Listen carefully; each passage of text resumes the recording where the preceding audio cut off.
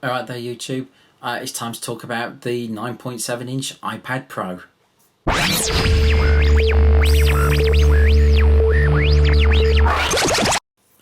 Okay, so Apple announced the 9.7-inch iPad Pro, stating that 9.7 inches is the size that has been the best selling of all their iPad models. They were saying that they got it right the first time when they did the first generation iPad and chose that size.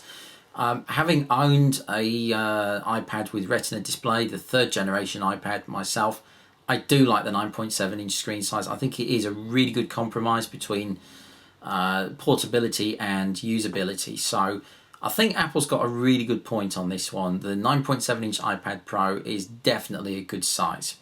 Now, I've seen some people have saying that this new iPad Pro really is just the new iPad Air, but they're calling it iPad Pro. It's possibly a little unfair. It's also unfair to say that it's just a smaller version of the 12.9-inch iPad Pro, because honestly, there is some new technologies in here, and there are some things that a 9.7-inch iPad Pro has way better specs on. So just drilling down into it, the weight, first of all, the 9.7-inch Wi-Fi only model is 437 grams, as opposed to the 12.9-inch model's 713. The cellular model is just a little bit heavier at 444 grams for the 9.7-inch and 723 for the 12.9. The 9.7-inch iPad Pro has a 2048 by 1536 pixel display. That's 264 pixels per inch, which is really nice to see. It's a good solid Retina display. It has immense color accuracy. It's got some really sort of nice new features where it will basically adapt the colors or the color temperature to match the color temperature of the environment that you're in. I presume you can turn this off in software, because obviously if you want to work on photos or something, you kind of need to have the best possible color accuracy, and you don't want to be adjusting the color temperature needlessly. But that's nice to see, and it's supposed to reduce eye strain and just basically make it more pleasant to use. And I don't know how well that works. It'd be interesting to see and experiment with it in store. But it's a new technology that's in the screen. It's not in the 12.9-inch model. So, I have to say, it's pretty cool that Apple have done this and just trying something a bit different. It has the A9X processor in it, which is, obviously we know is a really powerful processor. It powers the 12.9-inch iPad Pro, and people who've used the iPad Pro love the power of it. So translating it down to the 9.7-inch is a very welcome move. Now, where things start to get different is actually the camera. Apple's gone all out with the camera in the new 9.7-inch iPad Pro. Basically, it's pretty much the same as the iPhone 6s. It's a 12 megapixel camera.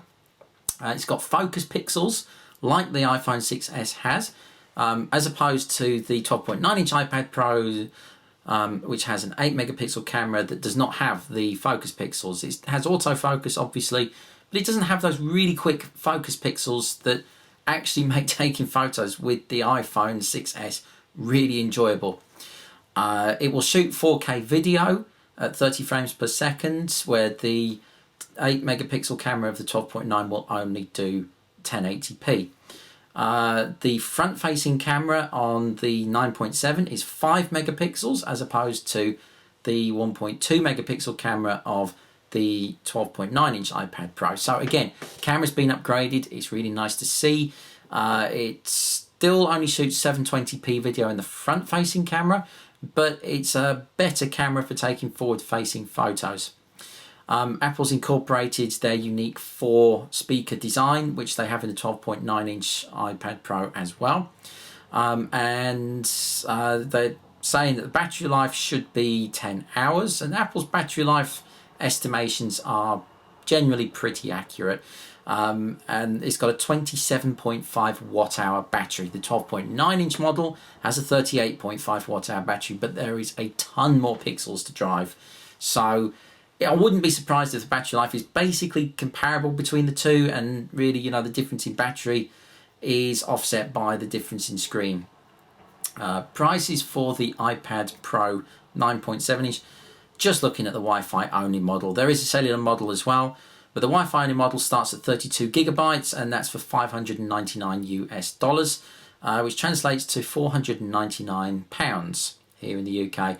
There's a 128 gigabyte version for $749, which is £619 here in the UK. And Apple has released a 256 gigabyte version, which they're also offering with the 12.9 inch, by the way. The 256 gigabyte model is $899. This is Wi-Fi only. It's a lot more expensive with the cellular. That's £739 here in the UK.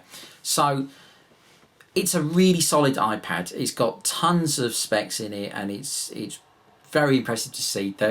They've included the smart connector that they have for the iPad keyboards, and they've created a new iPad keyboard cover for this 9.7 inch model that obviously fits it better than the 12.9 inch version would. And it also is compatible with Apple Pencil. Again, the keyboard, the pencil, you have to buy separately, same as with the 12.9 inch version. All in all, I mean, the specs are really, really nice. It's not a cheap tablet to buy outright. And, you know, whether 32 gigs is enough, if you're buying something like this, you probably want to do quite a bit with it. You may be looking more towards the 128 gigabyte version, which is quite a step up in terms of price. But yeah, I mean, overall, it's a really nice tablet. Everything about it looks really, really good.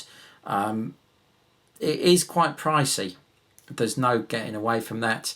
It's interesting that there's some new technologies in the 9.7 inch version, which obviously is really welcome. But if you've got a 12.9 inch iPad Pro, you know, it means that there should be some new stuff around next time when they do the updates. But yeah, I mean, overall, I think it's been a really good Apple event. I think the products are solid. I don't think they're anything revolutionary, but they are solid updates. And, you know, really I guess that's quite nice to see. It's just nice. Apple's getting basically a foothold in the year. And there just should be a progression of solid updates. I'm not sure if there'll be any new revolutionary products this year. I find just generally with technology at the moment, we're in this state where everything is in a constant process of evolution. I can't see that there's any major step changes anywhere in the immediate future. It'd be nice if there is. I mean, we've got other technologies like virtual reality is starting to really get a foothold this year with new products coming out. But in terms of the Apple event, in terms of the Apple products, you know, we've got the new iPad Pro 9.7 inch, which is great.